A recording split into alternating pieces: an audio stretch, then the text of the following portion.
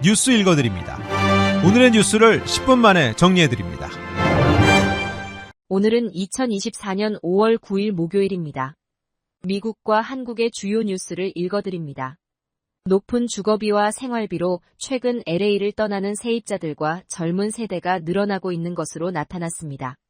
새로운 설문조사 결과 LA 지역 35세 이하와 세입자들의 75%는 LA를 떠날 것을 고려하고 있는 것으로 나타났다고 LA타임스가 보도했습니다. 주택 소유자는 37%가 LA를 떠날 것을 고려한 경험이 있으며 65세 이상 시니어의 경우에는 26%만이 LA를 떠날 것을 고려한 것으로 나타났습니다. 전체적으로 LA 거주민 60%가 주거비 상승으로 인해 도시를 떠나는 것을 고민한 경험이 있으며 이 중 35%는 진지하게 타 지역으로 이주를 고민했다고 답했습니다. 전체 조사 대상자의 70%는 자신의 재정 상황으로 인해 LA에서 주택을 구입하기 어렵다고 대답했습니다. 최근 오렌지 카운티의 노숙자 숫자가 급증한 것으로 나타났습니다. 오렌지 카운티 당국이 발표한 노숙자 관련 보고서에 따르면 올해 1월 기준 영구적인 거주지 없이 오렌지 카운티에서 생활하는 노숙자 수는 7,322명으로 집계됐습니다. 2년 전보다 28% 늘어난 수치입니다. 이들 가운데 3,149명은 임시 거주지에 머무르고 있었고 절반 이상인 4,173명은 길거리에서 생활하고 있는 것으로 나타났습니다. 지역별 노숙자 분포를 보면 특히 산타에나와 애너하임에 집중됐습니다. 이어 플러튼과 헌팅턴 비치 노숙자 수가 각각 400여 명으로 그 뒤를 이었습니다. 노숙자 증가의 원인으로는 높아진 생활 물가와 코로나19 관련 혜택 중단 등이 꼽혔습니다. 도널드 트럼프 전 대통령이 지난달 미국 내 주요 석유회사 경영자들을 만나 바이든 행정부의 환경규제 폐기를 약속하며 자신의 재선을 위해 10억 달러의 선거자금을 요청했다고 워싱턴 포스트가 보도했습니다. 보도에 따르면 당시 회동에서 한 경영자는 석유회사들이 작년 바이든 행정부 로비에 4억 달러를 썼는데도 부담스러운 환경규제가 계속되고 있다는 불만을 토로했습니다.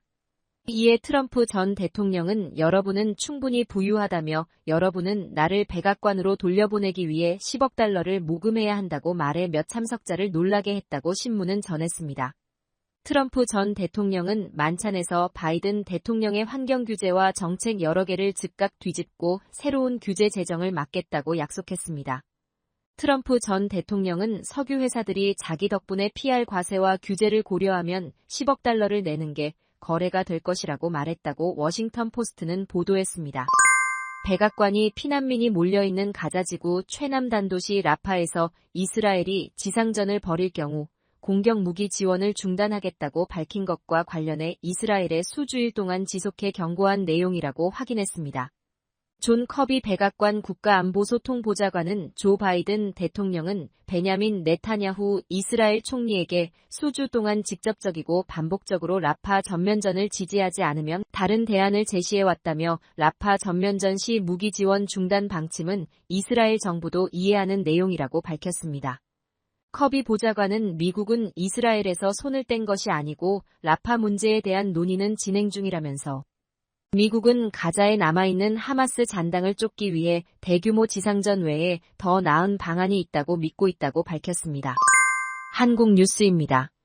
윤석열 대통령이 취임 2주년을 맞아 1년 9개월 만에 기자회견을 열었습니다. 여당의 총선 패배 원인을 묻는 첫 질문부터 부족했다며 자세를 낮췄습니다. 김건희 여사의 명품 가방 수수 의혹에 대해선 사과했습니다. 윤 대통령이 김 여사 의혹에 대해 사과한 건 처음입니다. 그러면서 검찰 수사를 언급하는 것은 영향을 미칠 수 있는 오해가 일어날 수 있다며 공정하고 엄정하게 잘할 것이라고 말했습니다. 하지만 야당이 요구하는 김 여사 특검에 대해서는 봐주기 수사나 부실 의혹이 있을 때 하는 거라며 반대했습니다. 윤석열 대통령은 새 해병특검법과 관련해 공수처와 경찰 수사가 우선이라며 수사 결과에 의혹이 남으면 자신이 먼저 특검을 요청하겠다고 말했습니다. 지난 2일 민주당 주도로 국회를 통과한 채 해병특검법에 대해 윤석열 대통령은 선수사 후 특검 입장을 밝혔습니다. 윤 대통령이 채 해병 사건 수사에 대한 외압 의혹을 부인하며 수사 결과를 지켜보겠다며 말한 건 정부로 넘어온 채 해병특검법에 대한 제2요구, 즉 거부권 행사 가능성을 시사한 것으로 풀이됩니다. 의대 증원 의지를 밝힌 윤 대통령의 발언에 의료계는 실망스럽다는 반응을 보였습니다. 이면택 대한의사협회장은 SNS에서 외국 면허 의사의 국내 진료를 허용하기로 한 정부를 비난했습니다. 의대 교수들과 전공의들은 대통령이 기존 입장만 되풀이했다고 답답함을 토로했습니다. 의대 증원 처분 집행 정지를 심사 중인 서울고등법원이 정부의 증원 근거 제출을 요구한 걸 고리 삼아 이젠 정부가 근거를 제시할 때라고 주장했습니다. 반면 8개 거점 국립대학과 서울대의 교수회장들은 시국 선언문을 발표하며 다른 목소리를 냈습니다. 의대 증원 학칙 반영에 제동이 걸린 대학들의 정부가 시정명령을 경고한 데 대해선 대학 자율성을 존중하라고 요구했습니다.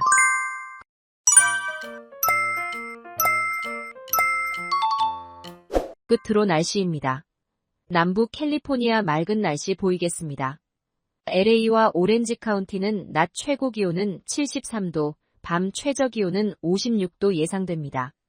밸리와 인랜드 엠파이어 지역 낮 최고 기온은 79도, 밤 최저 기온은 52도 전망됩니다. 해안가 지역은 낮 최고 기온 66도, 밤 최저 기온 53도 예상됩니다. 산간 지역 낮 최고 기온은 60도, 밤 최저 기온은 32도, 사막 지역은 낮 최고 기온은 80도, 밤 최저 기온은 45도 전망됩니다. 오늘의 뉴스 읽어드렸습니다. 고맙습니다.